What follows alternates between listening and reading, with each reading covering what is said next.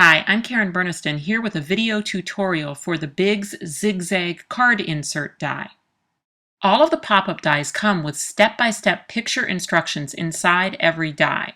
And for this die, it's just a single piece construction. So what that means is you just need a piece of paper or cardstock big enough to cover the die, and then you'll make a sandwich with your cutting plates. And then I'm going to roll that right through my Sizzix Big Shot machine. This is one of those blink and you might miss it type of dies. It is so quick and simple to assemble. The machine has made all the cuts and scores for you. Your first step is just to fold it right up the middle.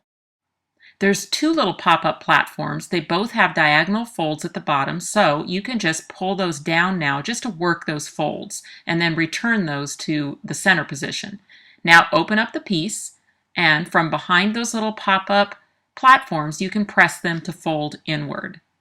So the Zig Zag insert is going to fit in a pretty small card. You can use an A2 size card or larger, and it's really more dictated by the size of the embellishment that you want to put on those little platforms.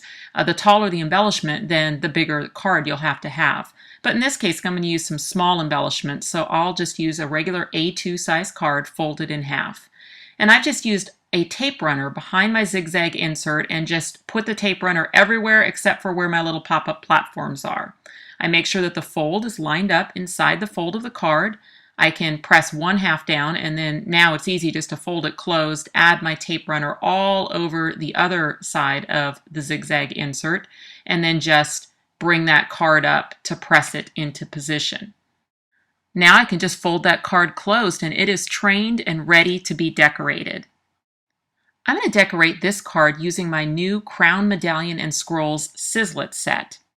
First, I want to add that large scroll to one of my platforms, and so I'll want to press it right there to the front of the platform. But here's a little trick to make sure that it's going to be hidden by the card when it's closed. Just lay it down in its flat position in front of the platform, and then you can add like a little mini glue dot or some glue just right to the bottom of the embellishment there, in this case the tail of my scroll. And then making sure that that's going to be hidden by the card, I will just close the card and press the platform to it. You'll notice that those little zigzag platforms actually bring the embellishments into the card towards the center, and then they pop up towards the outside. So you can get some fun effects with things that are hidden when the card is closed, but then they extend, like my scroll does, beyond the edge of the card when it's open. Now for my crown, I'm going to do the same exact trick. I'm going to lay it down flat in front of the platform, and then I'll add a little mini glue dots, maybe two of them in this case. That's a heavier embellishment, and it's going to cover most of the front of that platform, so I might as well just put adhesive everywhere that it will be covered. And then again, I'm just going to press my card closed and attach that platform to the back of the crown. And there you have it, one completed little cute pop-up card. Now I thought this would make a really fun little birthday card, so I'm going to add a couple little more pattern paper strips inside the card. I'm going to put one at the top. This is some Bow Bunny paper. And then at the bottom, I've cut another strip, and this one I've stamped Happy Birthday using some Stamps of Life stamps. I think one of my favorite things about this Scroll and Medallion and Crown Sizzlit set is that you can really get quite an elegant look with it depending on the color scheme that you choose. That's the smaller scroll there that I've added for a little decoration inside the card. And then let's go ahead and decorate the outside of the card. I'm going to add another piece of that Bow Bunny pattern paper to the front. And then I'll add another one of my large scrolls from the Sizzlit set. And then I'm going to use the Medallion. And in this case, I've pre-decorated my medallion with some rhinestones and added some glossy accents to it. So it really is quite an elegant piece. And then you can just use some fine line glue and then press that to the front of the card. So in just a few minutes, I've made a very pretty, elegant little birthday card.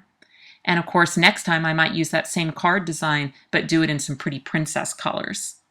The Zig Zag card insert is completely generic, so it can be used for any theme. In this case, I've used some stamped images from the Stamps of Life, and I've made a little friendship card with a pop-up stamped dragonfly and leaf set.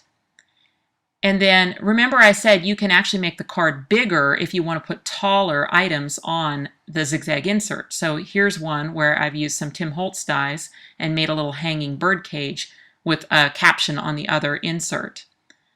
Another fun thing to do with the zigzag insert is to use just half of it. So if you'll cut it in half, you can even orient it up at the top.